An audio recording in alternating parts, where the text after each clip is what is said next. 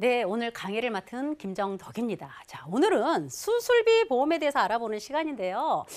수술비 보험이 언젠가부터 최근 들어 굉장히 뜨겁게 사랑과 관심을 받고 있는 보험 상품 중에 하나입니다. 왜 이렇게 관심을 많이 받고 사랑을 많이 받나 했더니 두 가지 이유가 있는 것 같아요. 하나는 병원비 돌려받는 실손보험이 기본 보험임에도 불구하고 또 갱신될 때 보험료 인상에 대한 두려움이 굉장히 크다. 그리고 이제 두 번째는 평균 수명이 굉장히 늘어났죠. 평균 수명이 늘어났다는 건 다시 말해서 어떻게 해요? 그만큼 의료기술이 발전을 함으로 인해서 우리는 의료 혜택을 보고 있는 겁니다. 그래서 뭐 눈이 칙칙하고 눈이 안 보여 하면 뭐 백내장이다, 녹내장이다, 뭐 황반변성이다. 우리가 시술해서 눈을 고쳐서 씁니다. 자, 관절이 다 닳았어요. 어깨 관절이 됐든 무릎 관절이 됐든 어디 고관절이 됐든 관절이 다 닳았을 때는 어떻게 해요? 인공관절 삽입해서 건강한 사람하고 똑같이 생활을 합니다. 그래서 현재 실질적으로 인공관절 시술해서 쓰시는 분들도 굉장히 많으시고요. 만약에 뭐 심장에 어떤 문제가 있다 하면 그 기능을 대신 수행할 수 있는 어떤 기계장치를 삽입해서 쓰는 경우도 굉장히 많습니다. 그래서 의료기술이 발전함으로써 우리가 의료 혜택을 보는 건 좋은데 반면 경제적인 비용도 똑같이 부담이 되더라. 그래서 경제적으로 봤을 때 가성비가 굉장히 좋은 수술비 보험이 뜨겁게 사랑을 받고 있는 건 현실입니다.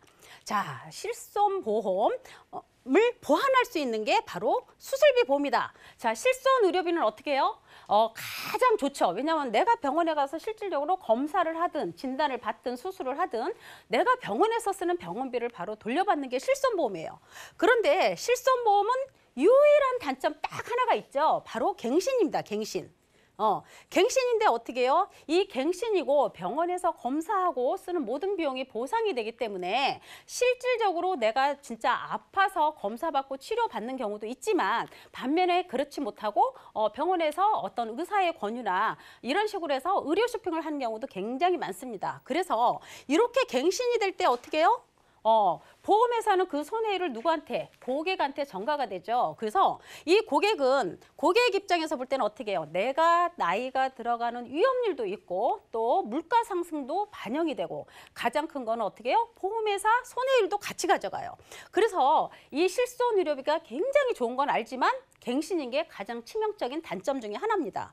자, 진단비는 어떻게 해요? 진단비. 내가 암 진단을 받았어. 아니면 뇌혈관이나 심장질환을 진단을 받았을 때 목돈이 한꺼번에 나오는 거죠. 실손보험의 보장과는 조금 다릅니다. 그죠? 목돈이 한꺼번에 나오다 보니까 어떻게 해요? 치료비도 쓸 수 있지만 어떻게 해요? 간병비도 쓸 수 있고 생활비도 쓸 수 있어요. 그런데 어떻게 해요? 진단만 받아도 주니까 보험료가 상대적으로 어떻게 해요? 저렴하진 않겠죠. 비싸요. 비싸고 또 이런 진단비 같은 경우는 내가 재발했을 때 어떻게 해요? 또 반복적으로 주지 않죠. 최초 1회한만 줍니다.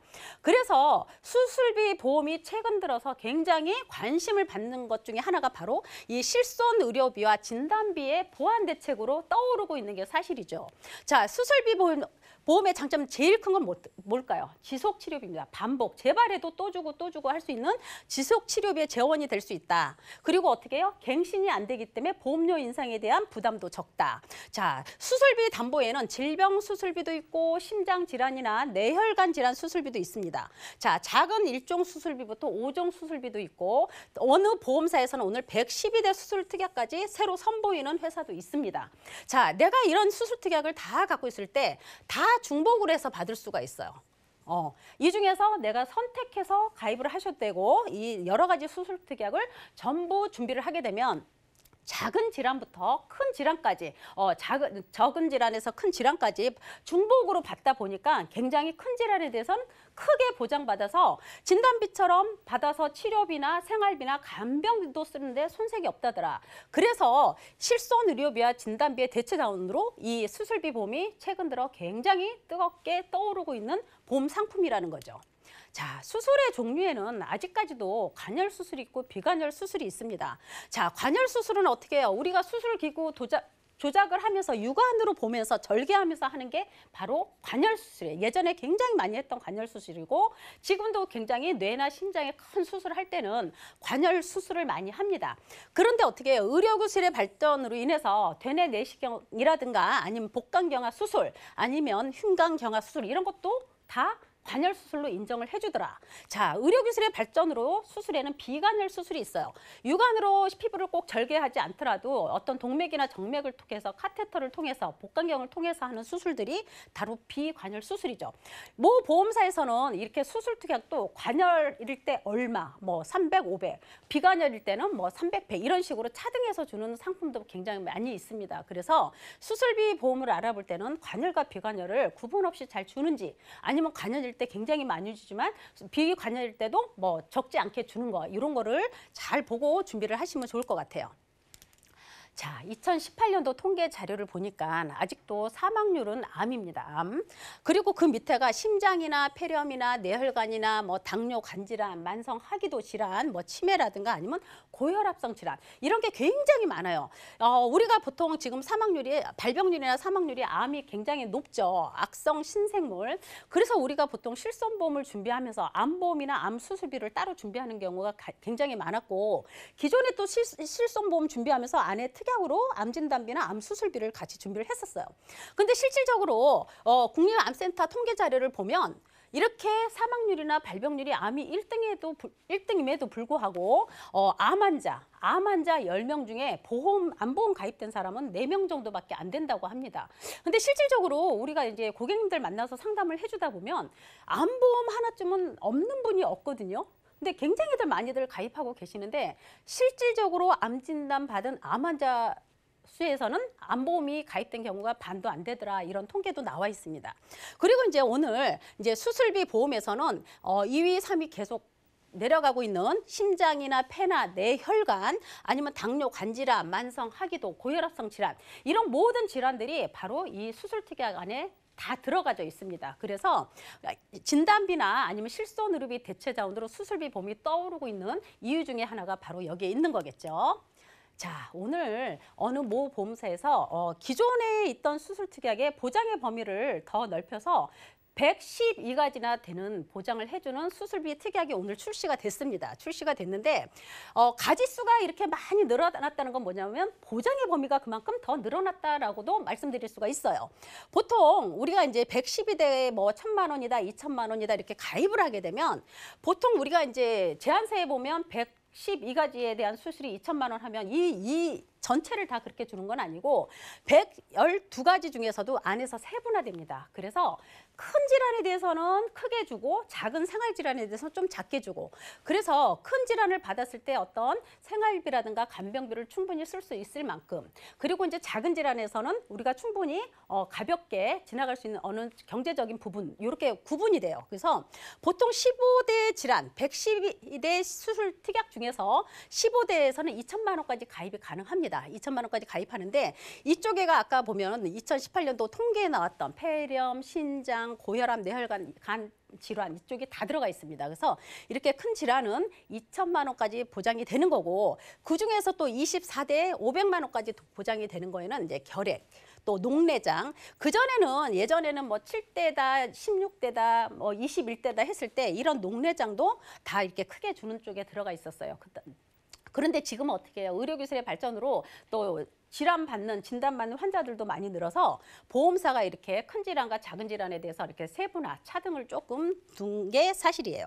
그리고 이제 112대 중에서도 이제 22대, 우리가 가장 흔한 이런 갑상선 질환이라든가 아니면 추간판 장애, 이 디스크죠. 이런 거, 아니면 어떤 난소의 양성 종양, 이런 것도 반복적으로 수술할 때마다 이 22대에 대해서는 150만 원. 그리고 이제 뭐 백내장이라든가 치질 같은 경우는 또 실손의료비에서 잘 보상이 안 되잖아요. 국민건강보험 적용되는 급여 쪽에서만 보상이 되고, 그래서 이렇게 실손의료비가 있으면 또 중복으로 커버를 해서 준비를 하셔도 돼요. 그중에서 이제 112대 중에서 가장 목록이 많은 게 바로 49대예요. 여기에 대해서 이제 회당 100만 원씩 주는데, 기존에는 이렇게 이제 우리가 암보험을 준비하면 뭐 암수술비 이렇게 따로 특약을 같이 가입을 했었잖아요. 그래서 기존에 뭐 21대다, 뭐 7대다, 101대 수술 특약을 갖고 있어도 내가 암 진단 받아서 암 수술하게 되면 이 수술 특약에서는 안 나왔어요. 근데 이제 오늘 출시된 이 112대 수술 특약에는 이렇게 발병률이 가장 높은 위암이나 갑상선암 진단을 받아도 수술할 때마다 수술회당 100만 원씩 준다. 이제 기존에는 암 수술비를 갖고 있는 분들은 또 이런 특약을 갖고 있으면 중복으로 받아서 금액을 더 경제적으로 조금 더 고통을 좀 줄일 수 있는 그런 수술 특약이 될 것 같아요. 자. 우리가 대부분 이제 뭐 암 진단비도 좋고 뭐 뇌혈관이나 허혈성 심장 질환도 좋고 또 암 수술비나 뇌혈관이나 허혈성 심장 수술비 이렇게 많이들 가입을 하시잖아요. 자, 허혈성 심장 질환이 발병률이 굉장히 높은 건 사실이에요. 사실이지만 허혈성 심장 질환 외에도 굉장히 많이 발병되는 심장병들이 많이 있습니다. 가장 흔한 게 이제 심장 판막 질환이라는 거예요. 근데 우리가 보통 이제 허혈성 심장 질환이 좋아서 진단비가 좋아서 협심증이라 어떤 진단받거나 수술할 때 그런 보험들을 많이 준비하셨잖아요. 근데 이제 허혈성 심장 진단비라든가 수술비 특약에는 코드 자체가 I20에서 25밖에 안 돼요. 여기에가 허혈성 심장질환 코드입니다. 이게 들어가는데 보통 이거를 제외한 심장질환의 코드는 이 코드 안에 안 들어가요. 자, 심장 판막 질환은 I39, 빈맥은 I40 이런 식이에요. 그래서 아니 그러면 심장 판막 질환 이런 게 뭐냐 이제 이러면 우리가 지금 평균 수명이 굉장히 늘었잖아요. 내 몸의 기능들이 노화가 돼서 재기능을 잘 못합니다. 그래서 심장에 피가 들어가서 한쪽 방향으로 계속 흘러 들어가야 되는데 심장에 들어가는 그 문이 4개가 있대요. 문이 미닫이 문으로 돼 있는데 이게 오래오래 쓰다 보면 노화가 돼서 피가 들어가서 못 나오게 막아줘야 되는데 이게 잘 안 된다고 합니다. 이게 바로 심장 판막 질환이에요. 그래서 이런 경우도 수술을 하는데 어떻게 해요? 허혈성 심장 질환에는 안 들어가죠. 그지만 어떻게 들어가요? 아까 112대 질병 수술에는 들어가겠죠.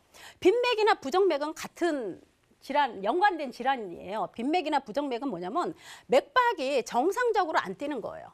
맥박이 불규칙한 거죠. 불규칙하게 뜨는 거는 부정맥. 그리고 정상의 맥박보다 더 많이 뛰는 게 빈맥 이렇게 되는 거죠.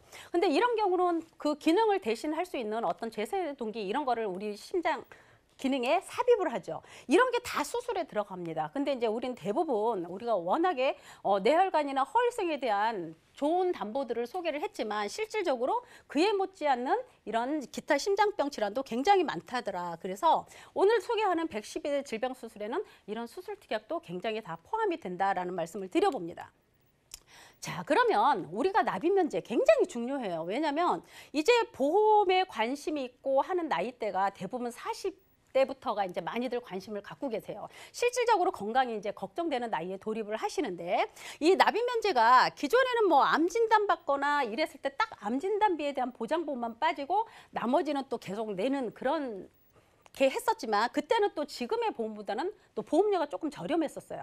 그런데 지금은 납입면제가 되면 내가 돈을 안 내고 보험 만기 때까지 그냥 전체 내가 가입한 특약에 대해서 다 보장을 받습니다. 자, 납입면제는 가장 기본적인 게 내가 외부로부터 다치거나 아니면 아프거나 했을 때 80% 이상의 후유장애가 오면 납입면제가 되죠. 그리고 가장 발병률이 높은 암, 그죠? 암. 그 중에서도 어떻게 해요? 갑상선이나 뭐 제자리암, 기타 피부암, 경계성 종양 이런 유사암에 대해서는 제외하지만 위암, 간암, 폐암, 일반암 모든 암 진단 받았을 때와 또 뇌졸중, 뇌졸중에는 뇌출혈도 있고 뇌경색도 있죠. 뇌졸중, 또 급성 심근경색 이런 진단 받았을 때도 납입면제 다 가능합니다. 그리고 말기 폐질암, 말기 간경화 이런 진단, 또 말기 신부전 진단. 그래서 이 8가지의 8대 납입면제 기능도 같이 끼어 있습니다. 그래서 납입면제 기능이 굉장히 중요하고요. 자, 실질적으로 국민보험인 이렇게 병원비 돌려받는 실손보험이 굉장히 요즘 많이들 고민이잖아요. 그죠? 굉장히 고민입니다. 그러다 보니까 많은 분들이 어떻게 해요? 이게 너무 많이 오르는데 내가 과연 이거를 80세가 됐든 100세까지가 됐든 나는 이 보험을 장기간 내가 나이 들어서 아팠을 때 병원 가려고 준비해 놓은 거지만 과연 이거를 내가 유지가 할 수 있을까? 계속 오르는 보험료로. 그래서 이렇게 많이들 고민들이 많이 듭니다. 근데 이제 보험을 드는 게 가장 큰 돈 드는 큰 질환 이런 거에 대한 걱정도 굉장히 많고 또 가장 많이 하는 수술에 대한 고민도 굉장히 많습니다. 그리고 이제 보험료 변동이 없는 납입면제가 있는 이런 보험으로 좀 준비하면 어떨까 하는 그런 관심사가 많이 나오고 있는 그런 추세예요. 그래서 실손의료비 대신 이렇게 수술비 보완이 뜬다. 그러면 보험을 준비할 때는 보상은 그럼 다 되느냐? 이게 또 관심이 많이 있어요. 보상되는 거. 자, 보상이 되지 않는 거는 전체적으로 이렇습니다. 정신이나 정신 및 행동 장애, 이 코드상에 이 코드가 우울증, 불면증 뭐 이런 게 많이 들어가 있어요. 근데 실손보험에 보상이 되지 않는 거와 굉장히 흡사합니다. 보장되지 않는 거는 그 중에서도 이제 여성은 뭐 임신, 출산, 제왕절개, 불임 수술 이런 거 똑같이 안 되고요. 선천적인 기형, 염색체 이상 안 되고 비만 안 됩니다. 그리고 요실금도 안 됩니다. 그래서 요실금도 이런 특약에서는 안 되지만 그래서 요실금 같은 경우는 요실금 수술비라고 따로 특약이 나와 있어요. 나와 있고 치액이나 치액, 항문질환이죠. 또 치아, 치과질환입니다. 그래서 이거는 실손보험에서도 국민건강보험 적용되는 급여 쪽에서는 보상이 되지만 비급여는 보상이 안 됩니다. 그래서 실질적으로 이런 수술비에서 보장이 안 되는 거는 내가 갖고 있는 실손의료비에서도 보상이 안 된다. 왜? 성형이나 어떤 보약 아니면 꼭 이게 중대 질환에 들어가는 그런 거는 아니기 때문에 안 해주는 겁니다. 그래서 이것만 제외한 모든 부분은 내가 준비하고 있는 진단